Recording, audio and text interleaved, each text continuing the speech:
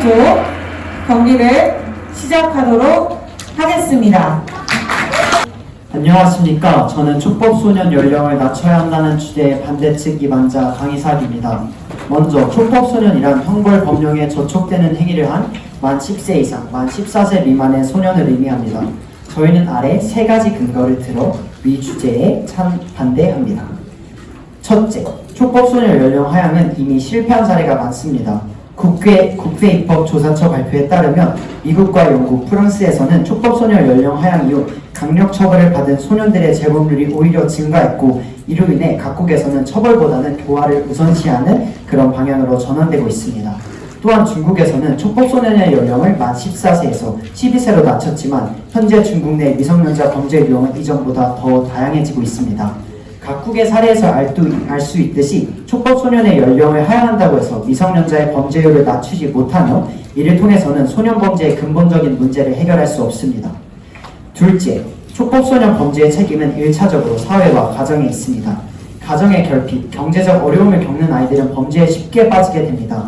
국가통계포털의 소년범죄 범행동기 통계에 따르면 소년범죄의 발생 원인 2위는 생계비 마련의 어려움이며, 국회입법조사처는 미성년 범죄자 중 50%가 생활 수준이 낮은 하류층이고 상류층은 0.08%에 불과하다고 밝혔습니다. 이처럼 대부분의 소년범죄는 불우한 가정환경, 경제적 어려움으로 인하여 발생합니다. 그런데 이러한 소년들의 배경과 범죄 원인을 파악하고 해결하기 위한 노력을 하지 않은 채 모든 책임을 소년들에게 돌리는 것은 적절하지 않습니다. 따라서 소년들에게 책임을 묻기 이전에 그들이 건전한 환경에서 올바르게 성장할 수 있도록 돕는 것을 우선해야 합니다. 셋째, 촉법소년 연령 하향은 소년법의 본래 목적에 맞지 않습니다. 소년법 제1조에 의하면 소년법의 목적은 반사회성이 있는 소년이 건전하게 성장하도록 돕는 것입니다. 하지만 현재 소년의 고정교육을 담당한 소년원은 국내 10곳에 그치며 소년 분류 심사원은 단 한 곳뿐입니다. 또한 2018년 기준 한 명의 보호관찰관이 114명의 소년범을 담당하고 있습니다. 현재 촉법소년의 연령 하향 문제는 소년법의 목적인 재사회화가 아닌 오로지 처벌에만 집중하고 있습니다. 우리 사회가 소년들의 환경과 범죄 원인에 대해 이해하고 그들이 정말 재사회화 될 수 있는 방안을 모색해야 합니다. 따라서 저희는 첫째, 촉법소년은 범죄 책임은 1차적으로 사회와 가정에 있다. 둘째, 연령 하향은 소년범죄에 대한 실질적 대안이 아니다. 셋째, 촉법소년 연령 하향은 이미 실패한 사례가 많다라는 세 가지 근거를 들어 촉법소년 연령을 낮춰야 한다는 주장에 반대합니다. 경청해 주셔서 감사합니다. 안녕하세요. 저는 촉법소년의 연령을 낮춰야 한다의 찬성 측 의원을 맡은 함기은조 정시은입니다. 촉법소년은 형법 미성년자로서 만 14세 미만으로 범죄를 저질러도 형법상 범죄가 성립되지 않는 자를 뜻합니다. 근 몇 년 사이에 언론에서 소년범의 여러 가지 범죄 행위를 그리고 법을 악용하고 있는 듯한 여러 모습들을 보도하며 촉법소년 연령 제한에 관한 논란이 커지고 있습니다. 이러한 상황에서 저희 찬성 측이 다음과 같은 세 가지 이유로 촉법소년 연령 하향에 찬성합니다. 첫째, 과거에 비해서 촉법소년의 범죄 건수가 증가하는 추세입니다. 대법 사법연감에 따르면 2014년부터 2021년까지 촉법소년의 보호처분 결정 건수는 꾸준히 증가하였습니다. 또한 법무부에서 발표한 자료에 따르면 촉법소년 범죄 건수 접수건으로 2017년부터 현재까지 꾸준히 증가하였습니다. 촉법소년의 범죄 건수가 점점 증가하고 있다는 것은 국민을 보호해야 할 법률이 제 역할을 하고 있지 못하는 것을 의미합니다. 또한 법무부에 따르면 만 13세는 최근 5년간 전체 촉법소년 강력범죄자의 62.7%를 차지했습니다.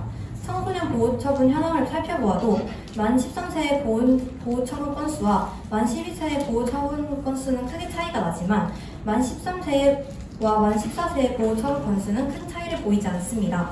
따라서 촉법소년의 기준 연령을 만 13세로 하향하여 촉법소년 강력범죄 중 약 70%를 차지하는 만 13세의 강력범죄에 대한 대책이 될 수 있도록 해야 합니다. 둘째, 모든 범죄에 있어서 범죄자들에 대한 적절한 처벌과 피해자들에 대한 보호가 필요합니다. 물론 청소년은 미성숙하기에 성인에 비해 처벌보다는 교화에 중점을 두어야 한다고 생각합니다. 하지만 그렇다고 해서 촉법소년 범죄자가 자신의 재질보다 훨씬 약한 벌을 받아야 한다는 것은 아니라고 생각합니다. 친구를 심하게 폭행해도 피해자의 인생을 망치는 성범죄를 저질러도 심지어 살인을 저지르는 경우에도 촉법소년이 받는 벌은 최대 소년 2년 송치입니다. 저희는 이러한 처분이 피해자들이 받는 피해에 비해 너무나 가볍다고 생각합니다. 청소년의 교화를 진행하면서 형사처벌을 통해 본인의 범죄에 대해 적절한 처벌을 받게 하여야 합니다. 셋째, 촉법소년의 보호처분은 역할을 제대로 하지 못하고 있습니다. 검찰청 통계를 보면 촉법소년의 재범률은 성인에 비해서 약 3배 정도 높습니다. 재범률이 성인보다 높다는 것은 보호처분이 제 기능을 하지 못하고 있다는 것을 말합니다. 즉, 보호처분이 아닌 연령 하향으로 인한 처벌의 강화가 필요하다는 것입니다. 저희는 위와 같은 3가지 이유로 촉법소년 연령을 낮추는 것을 찬성합니다. 이상으로 찬성 측 이감을 마무리하겠습니다. 감사합니다. 초 사용하겠습니다. 종료되었습니다. 저희 측 질문하도록 하겠습니다. 세 번째 주장에서 보호처분이 제 역할을 하고 있지 못하다고 말씀해 주셨는데, 그러면 현재 부실한 제도 때문에 저희 사회가 소년들을 품고 있지 못한데, 그러면 이에 대한 사회의 책임을 물어 먼저 보호처분에 대한 그런 제도를 개선해야 하는 것 아닐까요? 그래서 이번에 법무부에서 촉법소년 연령 하향 입법을 예고하면서 소년보호관찰 전담 인력을 증원하는 등의 그러한 그것에 대해서 책임을 지려는 대안들을 제시를 했습니다. 저희 측 질문 드리겠습니다. 첫 번째 주장에서 연령 하향은 촉법소년 범죄에 대한 근본적인 해결책이 아니라고 하셨는데, 그럼 촉법소년 범죄에 대한 근본적인 해결책은 무엇이라고 생각하시나요?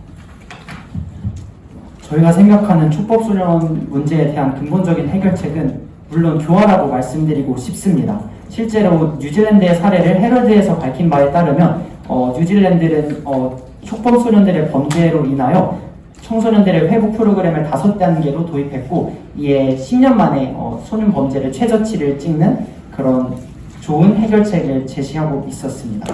저희 측 질문 드리겠습니다. 세 번째 근거에서 촉법소년의 보호처분은 제대로 된 기능을 하지 못하고 있다고 말씀해 주셨는데요. 그러면서 재범률에 대해서 근거를 들어주셨는데, 그렇다면 오히려 처벌이 아니라 교화를 더 강화하고 교화에 대한 제도를 강화해서 그들에게 범죄를 상습적으로 벌어지는 범죄를 막는 것이 더 효과적이지 않을까요? 저희는 교화를 아예 하지 않겠다는 것이 아니라 형사처벌을 같이 하면서 교화나 그런 시설들을 더 보충하자는 말씀을 하고 싶습니다. 네, 저희 쪽 질문하겠습니다.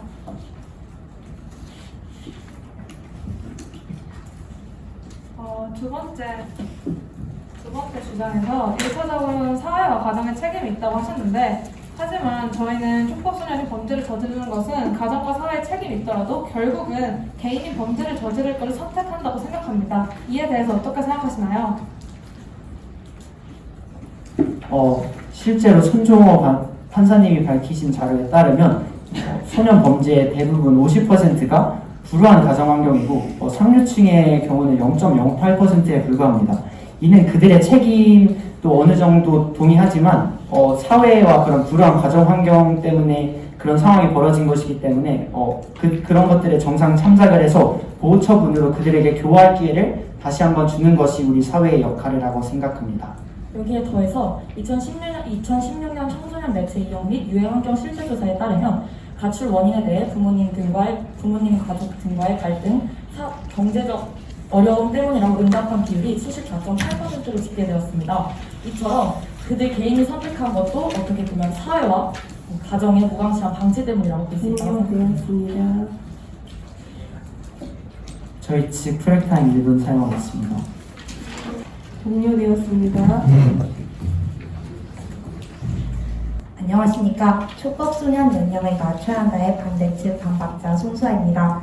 상대 측께서는 촉법소년 연령을 낮춰야 한다는 주제에 첫째, 과거에 비해 촉법소년 범죄가 증가했다. 둘째, 범죄자들의 적절한 처벌과 피해자들을 보호해야 한다. 셋째, 보호처분은 역할을 잘 하고 있지 못하다라는 근거로 찬성하셨습니다. 그러나 저희는 다음과 같은 근거로 이해 동의할 수 없습니다. 첫 번째 근거인 과거에 비해 촉법소년 범죄가 증가했다에 대해서는 국내 촉법소년범에 대해서 객관적인 통계 자료가 부족한 상황입니다. 대부분의 소년보호 사건의 경우 경찰에서 검찰을 거치지 않고 법원으로 바로 송치되거나 시설 등 수사기관을 거치지 않고 법원으로 송치되는 경우가 많아 각 기관에서 전체 범죄를 파악하기 어렵습니다. 촉법소년은 소년 범죄 처리자 규정에 따라 검찰이 아닌 법원 소년도에 송치되도록 함으로써 피의자 원표를 작성하지 않는 것이 원칙입니다. 따라서 입건을 기준으로 집계하는 경찰 및 검찰의 형계에서는 누락될 가능성이 큽니다. 그러나 이마저도 적용의 일관성이 없어 운영되어 현재 매년 경찰청, 검찰청에 발간하는 공식 통계 수치만으로는 14세 미만 촉법소년 수를 정확하게 파악할 수 없습니다. 두 번째 근거인 범죄자들이 적절한 처벌과 피해자들을 보호해야 한다에 대하여는 촉법소년 연령을 하지 않는다고 해서 피해자를 방치하자는 것이 아닙니다. 촉법소년 연령을 그저 낮추기만 한다면 국가는 피해자를 보호할 의무를 다한 것일까요? 제대로 된 교화 없이 징역형을 받은 촉법소년들은 다시 사회로 나와서 제2, 제3의 피해자를 만듭니다. 이는 근본적인 피해자 보호는 촉법소년 연령 하향에 있지 않음을 알 수 있습니다. 따라서 피해자 보호를 위해서는 누군가의 상처를 치유하고 지속적으로 관심을 가지는 사회적 시스템이 선행되어야 합니다. 세 번째 근거인 보호처분은 역할을 잘 하고 있지 못하다에 대하여는 물론 반성을 하지 않고 교화되지 않는 사람들이 있습니다. 그러나 이것은 촉법소년의 문제뿐만 아니라 모든 연령층의 범죄자들에게서 나타나는 현상입니다. 결론적으로 촉법소년의 재범률을 줄이기 위해서는 소년원이라는 형벌적 처벌이 더 효과적인지 아니면 보호 관찰이 더 효과적인지를 보아야 할 것입니다. 2020년도 한국형사정책연구원의 자료에 따르면 소년원 임시퇴원자의 경우 2건 이상의 재범률이 47.5%인데 이에 반해 보호 관찰자 대상자의 경우 22.7%로 유의하게 적었다는 통계가 있습니다. 이는 재범률 감소를 위해서라도 더욱 체계적인 보호 관찰 시스템을 구성하는 것이 더욱 중요하다는 것입니다. 라는 근거로 저희는 상대 측의 주장에 동의할 수 없었습니다. 따라서 저희는 촉법소년 연령을 낮춰야 한다는 주제에 반대합니다. 이상 반박을 마치겠습니다. 경청해 주셔서 감사합니다. 안녕하세요. 촉법소년의 연령을 낮춰야 한다의 찬성팀 반박을 맡은 서효준입니다. 먼저 반대 측의 첫 번째 주장, 해외한 실패 사례가 많고 연령 하향은 근본적인 해결책이 아니며 촉법소년 범죄를 대응하는 근본적인 해결로는 보호 처분을 강화로 다가가야 한다고 하셨습니다. 하지만 저희는 교화를 목적으로 한 보호 처분으로 청소년들의 범죄를 대응할 필요가 없다고 주장합니다. 소년법도 범죄를 다루고 있는 법률인 만큼 결과적으로 사회의 정의를 이루어야 합니다. 정의의 법학적 목적인 응보적 목적과 회복적 목적을 모두 달성해야 하는 것인데요. 보호처분과 형사처벌이 비교해 보았을 때 보호처분은 교화의 목적에 맞춰질 만큼 응보적 목적은 보호처분 10호를 제외한다면 찾아보기 어렵습니다. 하지만 그렇다고 보호처분이 앞서 임론에서 말씀드린 재범률을 본다면 교화적 목적 또한 충실히 달성하고 있다고 보기도 어렵습니다. 결과적으로 보호처분은 응보적 목적, 회복적 목적도 달성하지 못한 것이 됩니다. 하지만 형사처벌은 처벌인 만큼 응보적 목적을 충실히 달성하고 있으며 재범률을 보았을 때도 처벌로 인한 잘못을 깨달은 경우가 많다는 것을 알 수 있습니다. 따라서 저희 팀은 정의의 응보적 목적과 회복적 목적을 동시에 달성하고 있는 형사처벌로 촉법소년을 대응해야 한다고 주장합니다. 또 두 번째 주장에서 생경 마련 범죄이고 이런 범죄를 보았을 때 강력한 처벌을 내리면 안 된다고 주장하였습니다. 하지만 저희 측은 그런 생경 범죄를 부인한 결과가 재범률이 높아진 것을 보았을 때 촉법소년의 연령을 하향해야 한다고 생각합니다. 앞서 말씀드린 재범률을 본다면 소년들의 교정을 위해 즉 앞으로는 같은 실수와 잘못 저지르지 않도록 하는 법과 재범률이 높은 것을 본다면 소년법이 자신의 역할을 제대로 다하고 있지 못할 뿐더러 오히려 청소년들의 교화와 교정을 위해서는 소년법보다 보호처분이 더욱 효과적일지도 모릅니다. 또한 2017년부터 2020년까지 성인의 범죄는 매년 50건에서 90건 정도 상승, 특히 2019년부터 2020년은 단 3건만 증가한 것에 반해 촉법소년은 2017년부터 2021년까지 매년 1000건씩 극단적으로 증가하는 것을 볼 수 있습니다.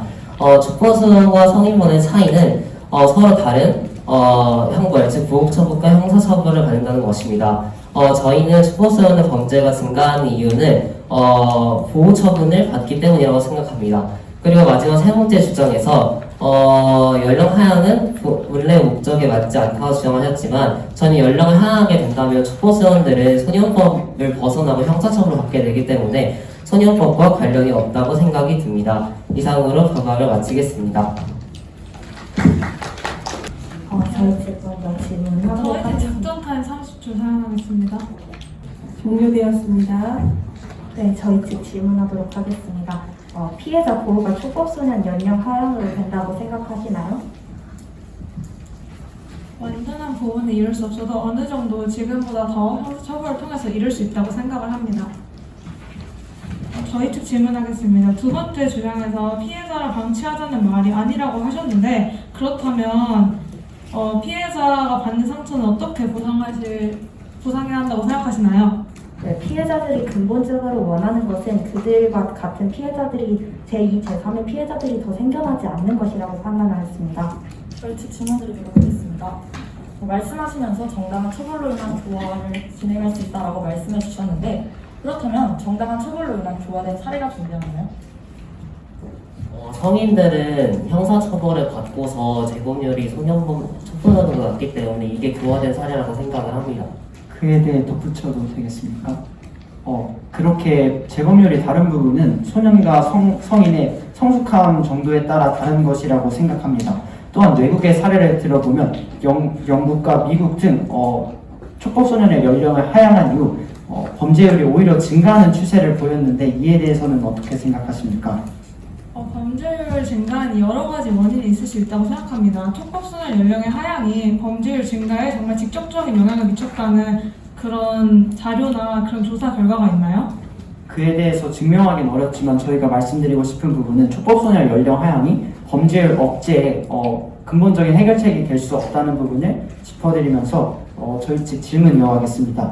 소년범죄가 늘어난다고 말씀하시면서 5년의 굉장히 단기적인 측면에서 말씀해 주셨는데 2020 사법 영감에 따르면 2010년도부터 2015년에는 하락했다가 2016년에는 증가 하락을 이렇게 반복하며 등락을 반복하고 있습니다. 장기적 측면에서 촉법소년 범죄가 증가했다고 보기 어려운데 이에 대해 어떻게 생각하시나요?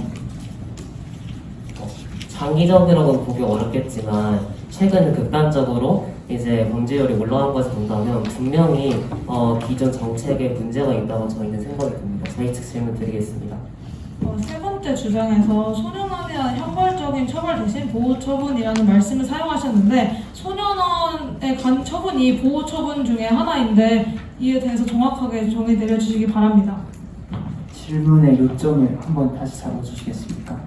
세 번째 반박을 하시면서 소년원이라는 형벌적인 처벌 대신 그런 보호 처분이라는 말씀을 사용을 하셨는데 보호 처분 8, 9, 10호가 소년원에 가는 처분인 건데 이거에 대해서 정확하게 다시 말씀을 해주시기 바랍니다. 네, 그것은 저희 측의 과실이지만 저희가 다시 말씀드리자면 보호 처분은 소년원의 인용 송치이며 그것이 촉법소년 범죄에 대한 정당한 대응이라고 저희는 판단하고 있습니다. 종료되었습니다. 프리타임 1분 사용하겠습니다. 종료되었습니다. 저희 팀 작전 타임 30초 사용하겠습니다. 종료되었습니다. 안녕하십니까. 반대측 마지막 정리를 맡은 박현영입니다. 먼저 양측 팀 모두 열띤 디베이트를 진행해 주심에 감사드립니다. 오늘 디베이트를 간략하게 요약해 보도록 하겠습니다. 저희 팀에서는 촉법소년의 연령을 낮춰야 한다는 주제에 대해 반대하며 다음과 같은 세 가지 근거를 말씀드렸습니다. 첫째, 촉법소년 연령 하향은 이미 실패한 사례가 많다. 둘째, 촉법소년 범죄 책임은 사회와 가정에 있다. 셋째, 촉법소년의 연령 하향은 소년법의 본래 목적에 맞지 않는다라는 근거로 반대하였고 찬성 측인 상대팀에서는 첫째, 과거에 비해 촉법소년의 범죄가 증가하는 추세이다. 둘째, 모든 범죄에 대한 적절한 처분과 피해자 인권을 보호해야 한다. 셋째, 촉법소년의 보호 처분은 제대로 된 기능을 하지 못하고 있다라는 근거를 들어 찬성해 주셨습니다. 이에 대해 저희 팀은 첫째, 부실한 촉법소년 범죄 통계만으로는 강력범죄가 심해졌다고 할 수 없다. 둘째, 촉법소년 연령을 하향한다고 피해자 보호가 가능해지는 것이 아니다. 셋째, 재범률을 감소하는 데 보호 처분이 더 효과적이다라는 근거를 들어 동의할 수 없었습니다. 오늘 디베이트를 마치며 저희 팀이 마지막으로 강조하고 싶은 것은 촉법소년의 범죄는 소년 개인의 문제가 아니라는 것입니다. 소년 범죄의 주도하는 원인은 열악한 주변 환경과 경제적인 문제, 불안정한 가정 환경과 연관이 있으며 이로 인해 촉법 소년들은 방황하며 범죄로 계속해서 내몰리고 있습니다. 이처럼 촉법 소년들의 연령 하향은 범죄의 근본적인 해결이 되지 못합니다. 또한 촉법 소년들에게 부정적인 낙인을 찍는 경우 그 소년은 영구적 범죄자가 되어 사회 복귀 및 사회의 일원이 되는데 어려움을 겪습니다. 누가복음 15장에서는 자신의 잘못을 뉘우치고 아버지 집으로 다시 돌아온 탕자에 대해 이야기하고 있습니다. 촉법 소년들을 강력한 처벌로 대응하기보단 우리 사회가 소년들에게만큼은 그대로 스스로 돌이켜 사회로 돌아올 수 있는 발판을 만들어 줘야 합니다. 오늘 디베이트에서 심판과 청중분들은 저희 팀의 의견이 충분히 공감하셨으리라 믿습니다. 이상으로 경청해 주셔서 감사합니다. 안녕하세요. 찬성팀 최종 정리를 맡은 섬기는조 김고은입니다. 저희는 다음과 같은 세 가지 이유로 촉법소년의 연령 하향을 찬성했습니다. 첫째, 과거에 비해 촉법소년의 범죄가 증가하는 추세입니다. 둘째, 모든 범죄에 있어서 범죄자들에 대한 적절한 처벌과 피해자들에 대한 보호가 필요합니다. 셋째, 소년범의 재범률을 보았을 때 촉법소년 보호처분은 제 기능을 하지 못하고 있어 형사처벌이 필요합니다. 이에 대해 반대팀에서는 다음과 같은 이유로 촉법소년의 연령 하향에 반대하셨습니다. 첫째, 촉법소년 연령 하향은 이미 실패한 사례가 많다. 둘째, 1차적으로 사회와 가정에 책임이 있다. 셋째, 촉법소년의 연령 하향은 소년법 본래 목적에 맞지 않다. 이에 대해 저희 찬성팀은 첫째, 촉법소년의 연령 하향을 통해 법의 응보, 회복적 목적을 모두 달성해야 한다. 둘째, 소년법이 제 역할을 하지 못하고 있다는 것에 대해서는 촉법소년의 연령이 하향되더라도 소년법의 보호를 받고 교화를 진행하지 않겠다는 말이 아니기에 소년법의 이념을 해치지 않는다. 셋째, 소년법이 제 역할을 하지 못하고 있다는 이유를 들어 반박하였습니다. 저희는 촉법소년의 연령 하향에 찬성하는 입장으로서 다음의 내용을 심판과 청중 여러분에게 강력하게 호소하고 싶습니다. 촉법소년 범죄자는 해가 갈수록 늘어가고 있고 이들의 범죄 또한 흉악해져가고 있습니다. 촉법소년 범죄자가 저지르는 죄질에 비해 이들이 받는 처벌은 최대 보호처분 2년으로 너무나 가볍습니다. 촉법소년 범죄자들은 본인이 촉법소년임을 악용하기도 합니다. 저희는 청소년 엄벌주의를 주장하는 것이 아닙니다. 다만 청소년들에게 본인이 저지른 죄만큼의 죄값을 치르게 하여 범죄에 대한 경각심을 가지게 하고 피해자들이 마음 아파하는 일을 최소화하려는 것입니다. 저희 팀 최종 변론 마치겠습니다. 감사합니다. 네, 이것으로 결선 2라운드 두 번째 경기 루아마 팀 대 섬기는조의 경기는 모두 마치도록 하겠습니다. 열띤 토론하신 두 팀에게 뜨거운 박수 보내주세요.